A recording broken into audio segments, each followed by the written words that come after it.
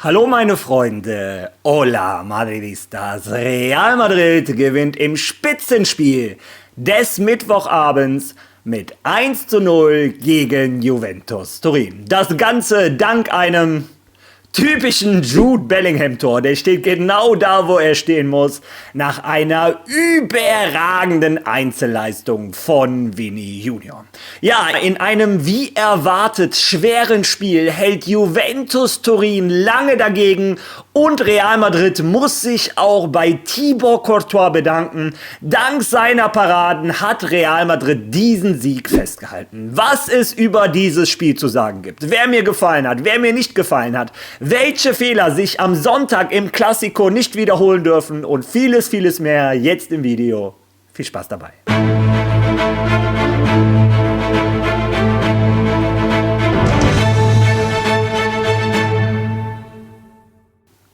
Real Madrid, wie gesagt, gewinnt 1:0 gegen Juventus Turin und das bedeutet, Real Madrid ist eine von nur 5 Mannschaften, die mit 3 Siegen aus den ersten 3 Spielen in die Champions League startet und leider muss man aber auch zugeben, Real Madrid ist von diesen 5 Mannschaften die mit dem schlechtesten Torverhältnis und steht, wie ihr sehen könnt, auf dem 5. Tabellenplatz. Sowas habe ich ehrlich gesagt auch noch nie erlebt, dass du als Tabellenzweiter gewinnst und trotzdem 3 Plätze in der Tabelle verlierst. Naja, ist wahrscheinlich normal in dieser neuen Champions League, wo 36 Mannschaften in einer Gruppe sind. Ja, was gibt es über dieses Spiel zu sagen? Um zu wissen, über was wir reden, schauen wir uns zunächst einmal die Aufstellung von unserem Trainer an. Xabi Alonso hat wieder einmal auf ein 4-3-3 gesetzt. Hinten drin Thibaut Courtois. Danke, eine überragende Leistung. Zur Einzelleistung kommen wir später. Rechter Verteidiger Valverde, linker Verteidiger Carreras, Innenverteidigung Militao Asensio. Ich glaube, 95% des Madridismus wussten, wie die Vierer-Abwehrkette aussehen wird. Im Dreier-Mittelfeld auch keinerlei Überraschung. Tchouaméni als Ankerpunkt, Jude Bellingham und Arda Güler, die Achter, die kreativen Spieler von diesem Real Madrid. Vorne drin im Dreiersturm gab es allerdings doch eine Überraschung. Kylian Mbappé natürlich unantastbar, Vini Junior über links und rechts hat ein Brahim seine Chance bekommen vor einem Franco Mastantuono, der in den letzten Wochen, das muss ich zugeben, etwas unglücklich war. Ja, und so froh ich eigentlich war über diese Aufstellung, ich fand die sehr mutig von dem Xabi Alonso, so offensiv gegen einen großen Gegner wie Juventus Turin zu spielen, muss ich sagen, von der Leistung der Mannschaft war ich enttäuscht. Vor allem in den ersten 10, 15 Minuten war Juventus Turin die bessere Mannschaft. Allgemein muss ich sagen, es fällt mir schwer, eine Mannschaft zu kritisieren, die von 12 Spielen in dieser Saison 11 gewonnen hat.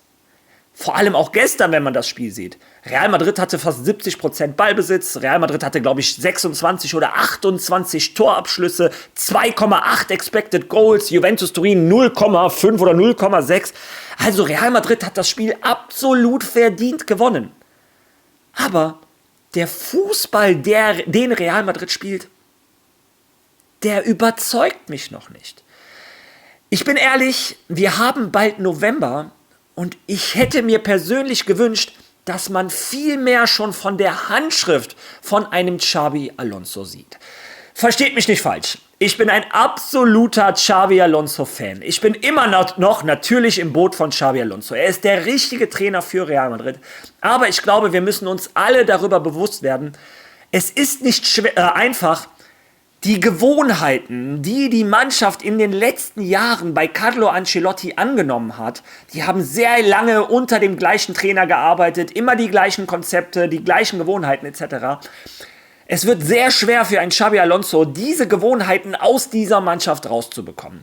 Carlo Ancelotti, wir wissen, der hat sehr viel auf die individuelle Stärke der einzelnen Spieler gesetzt. Die Spieler sollten ihre Stärken zeigen, sollten der Mannschaft dadurch helfen. Ein Xabi Alonso möchte genau das andere Konzept. Er möchte, dass das Kollektiv, die Mannschaft, die Taktik jeden einzelnen Spieler stärker macht. Und das sehen wir beim neuen Real Madrid noch nicht. Real Madrid ist immer noch zu sehr, meiner Meinung nach, von den Individualisten abhängig. Ich glaube, es ist auch schwer, einem Spieler zum Beispiel wie dem Jude Bellingham zu sagen, anstatt den Ball so lange zu halten und dich durchzusetzen gegen 3 Gegner, löst dich vom Ball, lauf dich frei, oder einem Vini genau das Gleiche zu sagen, die das nun mal in ihrer DNA haben, die das unter Carlo Ancelotti gar nicht anders kannten. Ja, es wird nicht einfach und man hat auch gestern gesehen, was ist das Problem, wenn du als Real Madrid dein neues Konzept versuchst durchzuprügeln, aber es noch nicht komplett bearbeitet ist. Real Madrid spielt mit einem sehr, sehr offensiven Block. Das ist, glaube ich, der größte Unterschied zu Carlo Ancelotti. Wir gehen sehr weit vorne drauf, versuchen zu pressen. Wenn du aber vorne drauf gehst und pressen willst, dann musst du das auch als ganzer Block zusammen sehr aggressiv machen. Was nicht passieren darf, ist das, was gestern passiert ist, wenn eine Mannschaft kommt mit genügend fußballerischem Talent wie Juventus Turin, die sich aus schwierigen Situationen lösen, hast du auf einmal 1:1 Situationen in der Abwehr.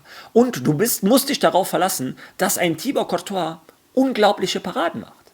Das Gleiche ist uns auch gegen Getafe passiert. Auch da musste Thibaut Courtois uns retten. Und meiner Meinung nach, wie gesagt, müssen wir als Fans von Real Madrid akzeptieren, Real Madrid ist gerade auf einem Weg der Entwicklung. Es dauert noch, bis Real Madrid irgendwann da ankommt, wo ein Xabi Alonso sie haben wird. Ich bin mir sicher, irgendwann wird er das schaffen. Aber noch ist Real Madrid nicht so weit und am Wochenende gegen Barcelona kommt eine Mannschaft, die noch mehr Talent hat als Juventus Turin und der ihre große Stärke der spielerische Spielaufbau ist. Ich bin gespannt, wie unsere Jungs dieses Spiel lösen würden. Ja, aber bevor wir zu den Kopfschmerzen von Sonntag kommen, fassen wir nochmal das Spiel von gestern zusammen. Im Großen und Ganzen hatte Real Madrid das Ding im Griff. Real Madrid hatte den Ball am Fuß, Real Madrid hat versucht, die Lücken zu finden, die Juventus Turin ehrlicherweise auch nicht angeboten hat. Zu einem Fußballspiel gehören immer 2.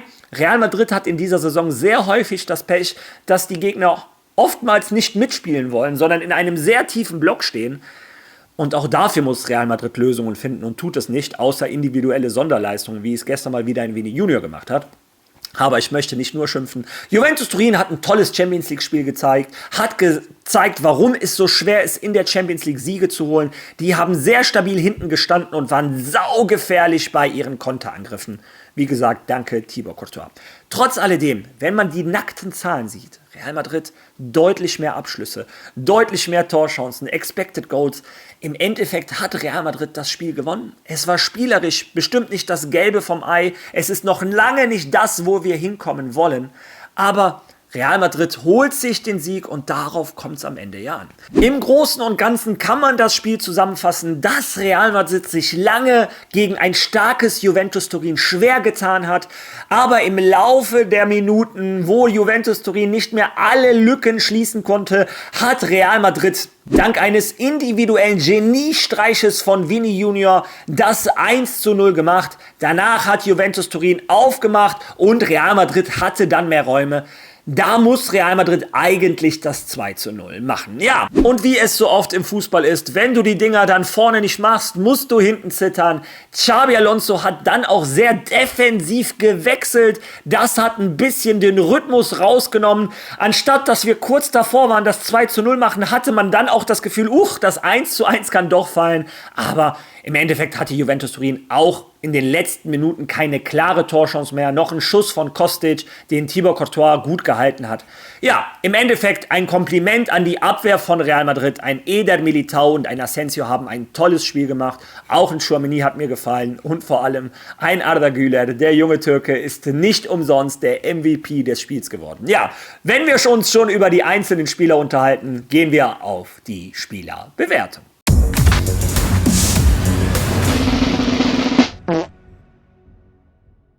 Ja, Thibaut Courtois scheint endlich wieder in Topform zu kommen. Mit sehr vielen Paraden hat er uns die 3 Punkte gesichert. Ich erinnere mich an ein 1:1 gegen Vlahovic, wo Militao aus der Mittellinie hinterherlaufen musste. Vlahovic schießt gut ab, Courtois hält den noch besser. Auch danach 2, 3 Aktionen, wo ein Thibaut Courtois zur Stelle sein musste, war zur Stelle, hat die 3 Punkte uns gesichert. Starkes Spiel von Thibaut Courtois. Fede Valverde als rechter Außenverteidiger ein stabiles Spiel gemacht. Das gleiche würde ich ich über Álvaro Carreras sagen. Beide nicht besonders überragend, aber stabil.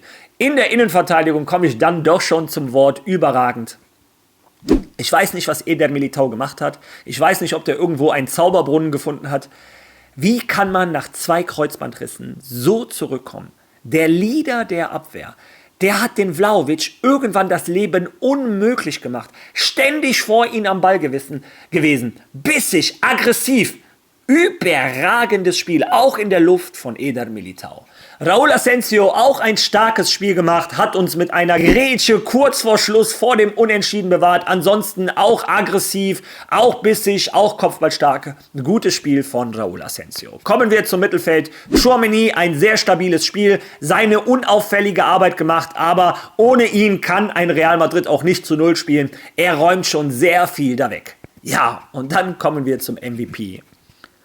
Was für ein unglaubliches Spiel war das gestern von Arda Güler. Dieser Junge hat gestern 75 Minuten gespielt. In diesen 75 Minuten war er der beste Mann auf dem Platz, hat auch verdient den MVP geholt, obwohl er kein Tor und kein Assist gemacht hat und in der 75. Minute ausgewechselt wurde. Also kann man sich mal vorstellen. Der hatte gestern 10 Balleroberungen. 10 in 75 Minuten. Der hatte 7 Key-Passes. Arda Güler war gestern überall. Er hat gestern tatsächlich den klassischen Vitinha gespielt oder wie Pedri bei Barcelona. Er hat das Spiel von Real Madrid verteilt. Und er ist zurzeit meiner Meinung nach der wichtigste Spieler. Der Spieler, der von Real Madrid nicht ersetzt werden kann. Ja, wir müssen beten, dass sich der junge Türke nicht verletzt. Er ist der einzig wirklich kreative Spieler im Mittelfeld von Real Madrid. Ein Jude Bellingham hat sich wieder einmal schwer getan, hatte immer wieder gute Aktionen. Er ist noch immer nicht der Jude Bellingham von seiner ersten Saison bei Real Madrid. Aber ich glaube, das Tor wird ihm gut tun. Und dieser Torinstinkt, den kann man sich nicht antrainieren, den musst du haben. Es ist kein Zufall, dass ein Jude Bellingham immer da steht, wo er stehen muss. Immer wieder seine Läufe in den 16er, die Räume schaffen. Immer wieder seine Präsenz, seine Körperlichkeit. Der ist ein Biest, wenn der mal am Ball ist. Es ist fast unmöglich, ihm den Ball abzunehmen. Also das macht er schon stark. Wenn er noch mehr Kontinuität bekommt, wird er wieder der alte Jude Bellingham. Und das wäre für Real Madrid unbezahlbar. Vorne drin, Vini.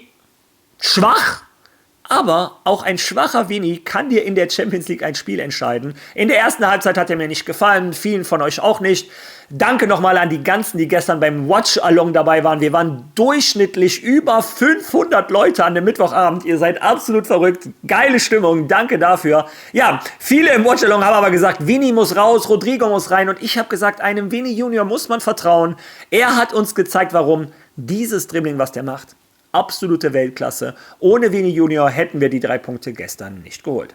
Kylian Mbappé, ich glaube, ich fasse ihn mit einem Wort zusammen. Unglücklich. Er hatte nicht viele Szenen. Die Szenen, die er hatte, hat ein überragender Torwart von Juventus Turin gehalten. Das muss man auch sagen. Also, Kylian Mbappé hatte 2 oder 3 gefährliche Abschlüsse, aber der Torwart von Juventus Turin war gestern überragend. Rechts, Brahim. Deutlich besser als ein Franco Mastantuono in den letzten Wochen. In der ersten Halbzeit hat mir ein Brahim sehr, sehr gut gefallen. In der zweiten Halbzeit, ging besser meiner Meinung nach. Aber es war erfrischend, es war schön. Sehr viele Kombinationen. Hat auch einmal Mbappé links alleine aufs Tor geschickt. Mbappé schießt, der Torwart hält mal wieder, die Geschichte des gestrigen Abends. Aber ein Brahim hat mir gestern tatsächlich gut gefallen. Über die Auswechselspieler muss man sagen, die haben sich ein bisschen an das Niveau angepasst. Keiner dabei, wo ich jetzt sagen muss, der war jetzt gestern überragend. Die haben ihren Job gemacht. Ja, im Großen und Ganzen muss ich sagen, diesen Sieg haben wir dank Thibaut Courtois, Arda Güler, Vini Junior und Jude Bellingham geholt. Aber ich erwarte viel mehr vom Kollektiv Real Madrid. Dieser Mannschaft fehlt Fußball. Und ich hoffe, ein Xabi Alonso fängt an, die richtigen Schlüssel zu finden. Das muss sich verbessern, denn sonst hat Real Madrid am Ende der Saison keine Chance, wenn es um die großen Titel geht. Die Liga könnten sie trotz alledem gewinnen, weil sie halt so viel stärker sind als die meisten Gegner. Aber ich glaube, wenn du um die Champions League mitspielen möchtest, dann musst du einfach mehr leisten als das, was wir bisher auf dem Fußballplatz von Real Madrid sehen. Naja, vielleicht bin ich zu hart. Die Meinung kannst du mir gerne in den Kommentaren lassen. Wenn du schon mal da bist, lass auch gerne ein Like da, teil dieses Video, lass ein Follow da, wenn du das nicht gemacht hast. Hypen, hypen, hypen. Und ich würde vorschlagen, wir sehen uns morgen wieder. Bis dahin. A la Madrid!